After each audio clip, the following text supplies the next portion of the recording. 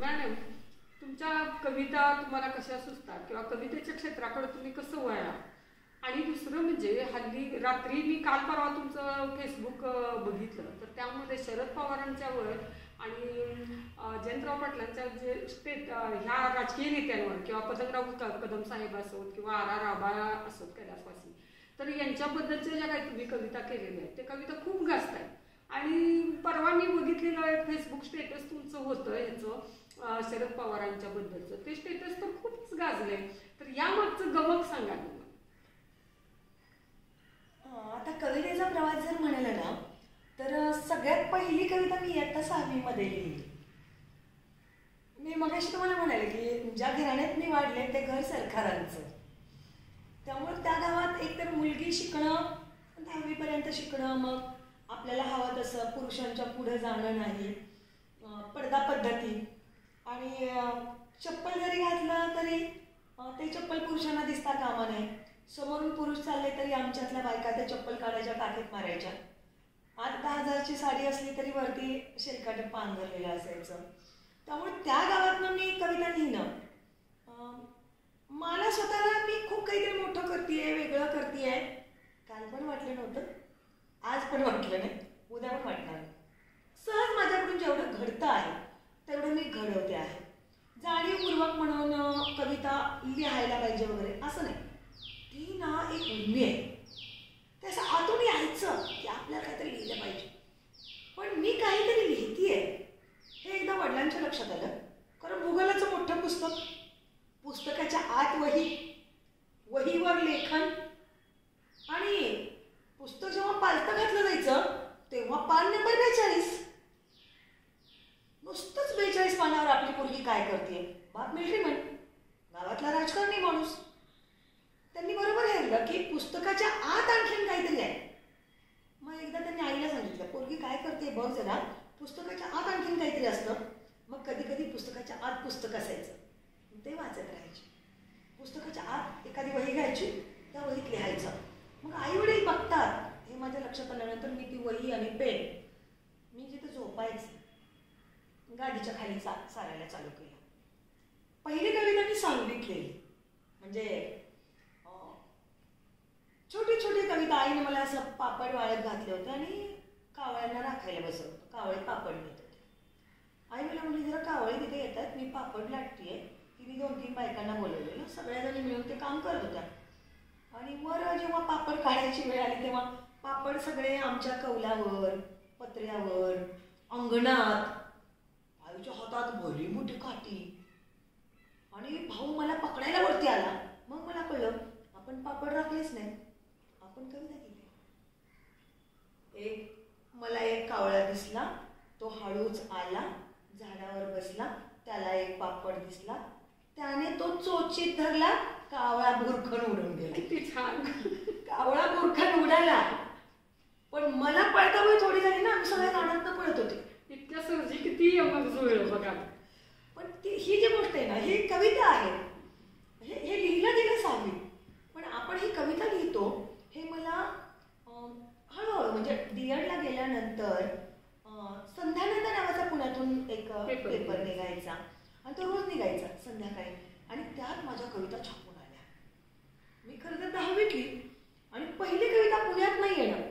म्हणजे हे संध्यानंदवाल्यांना कसं कळलं की तुम्ही कविता लिहिताय? कारण तुम्ही तर त्यावेळी 10वीला होता. हां, तर आहे ना, तिथं एका गृहस्थांनी मला पत्र पाठवलं होतं एकदा. ते का पाठवलं? पेपरला एक ॲड होती.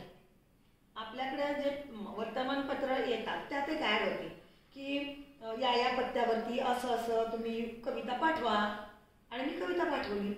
मग कविता पाठवल्यानंतर एका 80 वर्षाच्या माणसानं माझ्या असं कॉन्टॅक्टमध्ये राहायला सुरू केलं.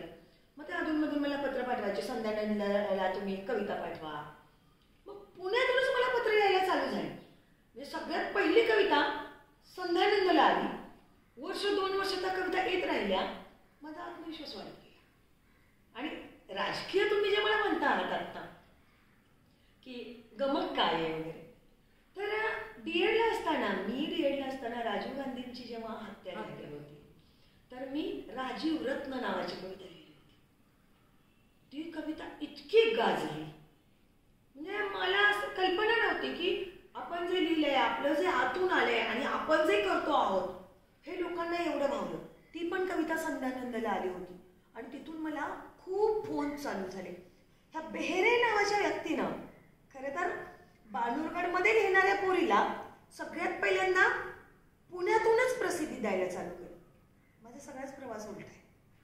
म्हणजे कविता जरी लिहिली तर सगळ्यात पहिल्यांदा माझी पहिली कविता भारतीय भाषेचा अभ्यास म्हणून परकीय ठिकाणी लागली. तिथून बाहेरचे अवॉर्ड अगोदर मिळाले. खरं तर आपल्याकडे त्या काळात तेवढे पैसे पण द्यायला नव्हते, त्यामुळे ते ग्रंथही मला घेता आले नाही. भारताबाहेरून केला जाणारा पत्रव्यवहार किंवा तिथंपर्यंत पोहोचणं. पण बाणूरगडपासून विटापर्यंतचा प्रवास मी करत होते आणि माझ्या मराठी कवितेचं इंग्लिशमध्ये ट्रान्सलेशन इथल्या प्राध्यापकांकडून करून घेत होते. ते मात्र मी तिथंपर्यंत पाठवत होते.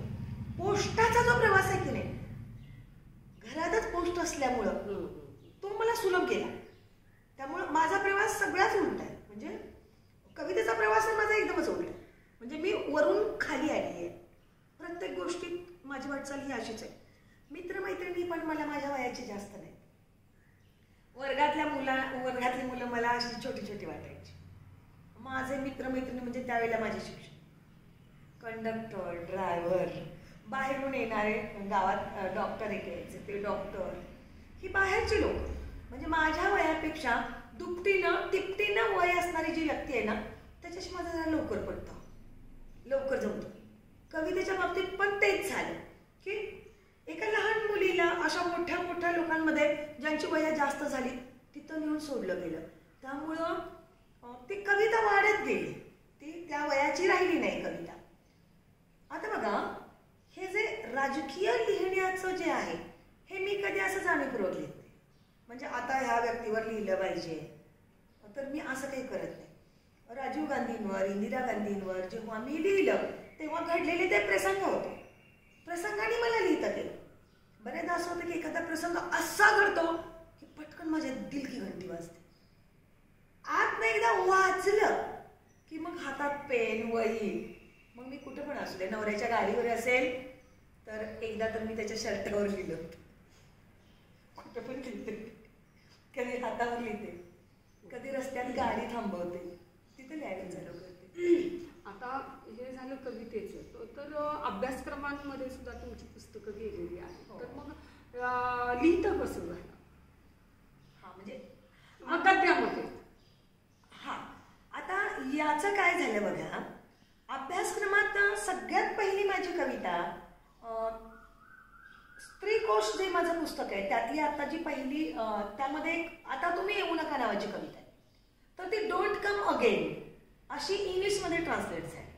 ती अगदी केम्ब्रिजपर्यंत गेली.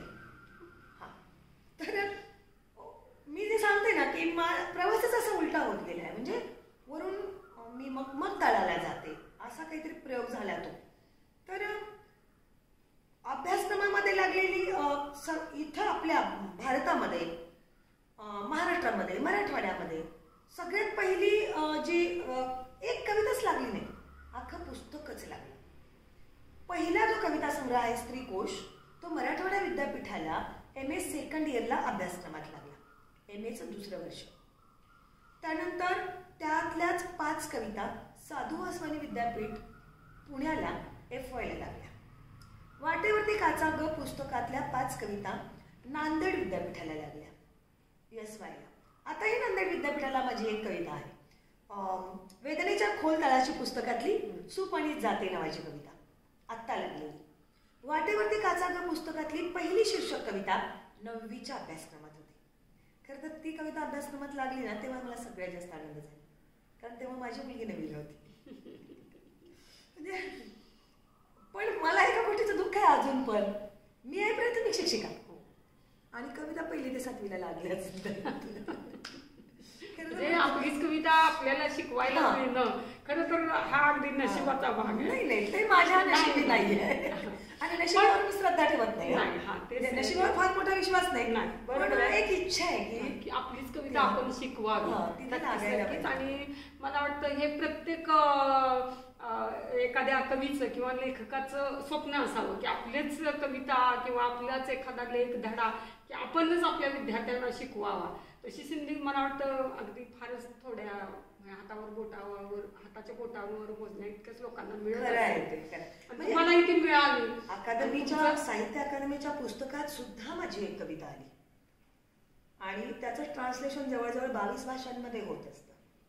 अखिल भारतीय साहित्य संमेलनांमधून मी माझ्या कविता सादर केल्या. कवितेचं वेड असल्यामुळं खूप म्हणजे देशातून परदेशातून खूप भटकंती झाली. तोला मोलाची सोन्यासारखी माणसं माझ्या आयुष्यात आली. म्हणजे माझं फ्रेंड सर्कल आहे ना ते खूप समृद्ध आहे.